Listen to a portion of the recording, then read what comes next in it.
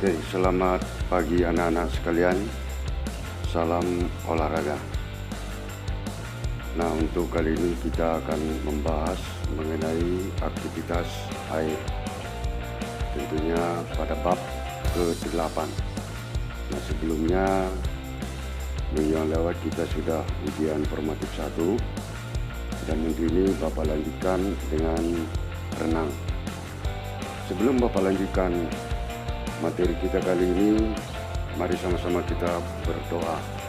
Untuk itu, doa mulai.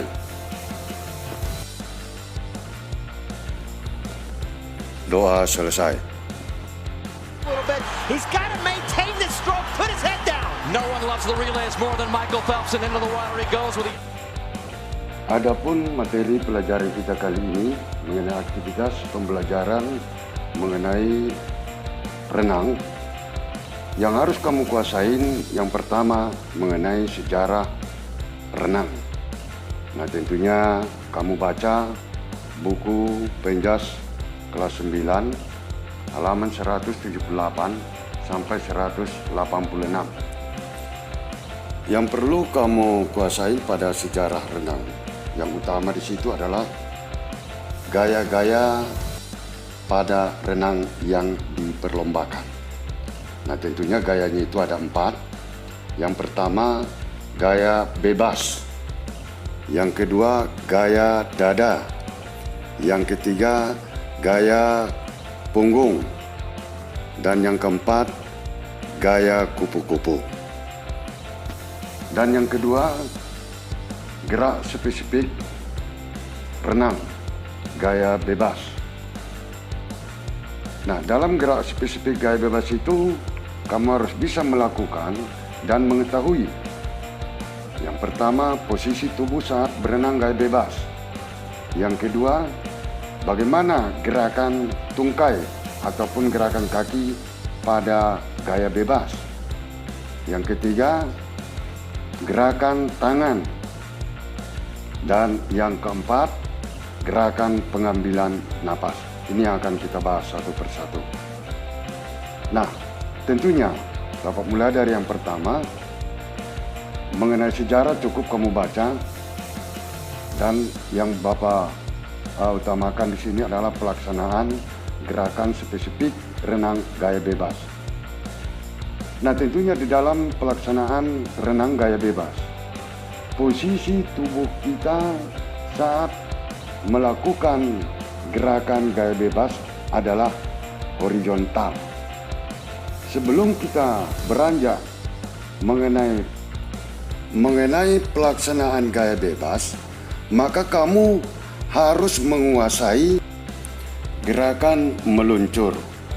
Pelaksanaan gerakan meluncur yaitu posisi badan tetap tertelungkup horizontal pada permukaan air. Lakukan gerakan kaki silih berganti diayunkan yang berporos pada persendian paha. Sementara kedua lengan atau tangan lurus di atas kepala. Gerakan meluncur, nah tentunya mengayunkan kaki silih berganti. Ya, mengayunkan kaki silih berganti. Sementara kedua tangan lurus di depan. Itu namanya meluncur sampai ada pergerakan.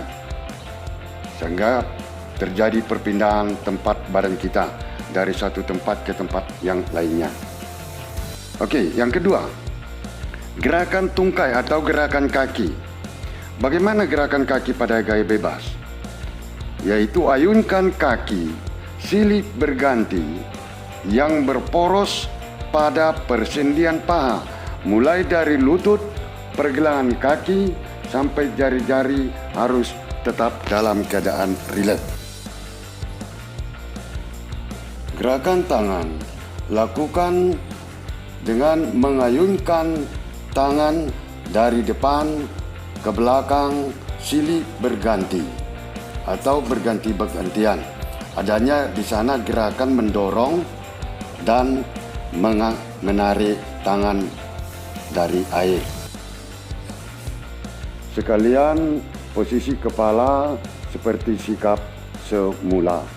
Dan perlu anak-anak ketahui, untuk pengambilan napas tidak boleh dilakukan sekali ke kiri dan sekali ke kanan, tetapi harus tetap dalam satu arah.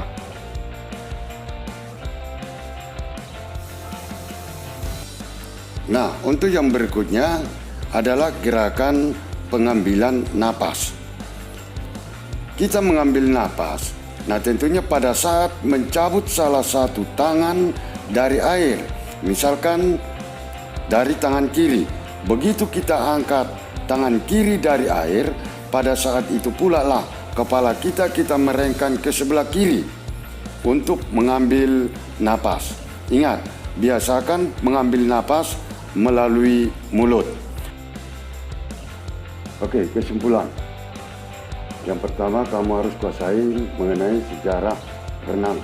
Di dalam hal itu, kamu harus kuasai adanya di sana gaya-gaya renang yang diperlombakan, dan termasuk gaya renang itu diambil dari berbagai cara binatang untuk melakukan penyeberangan. Dan yang kedua, gerakan spesifik gaya bebas. Tentunya yang pertama, bagaimanakah posisi tubuh saat berenang gaya bebas. Yang kedua, gerakan kakinya, bagaimanakah pelaksanaannya. Dan yang ketiga, gerakan tangannya. Dan yang keempat, gerakan pengambilan nafas. Tugas.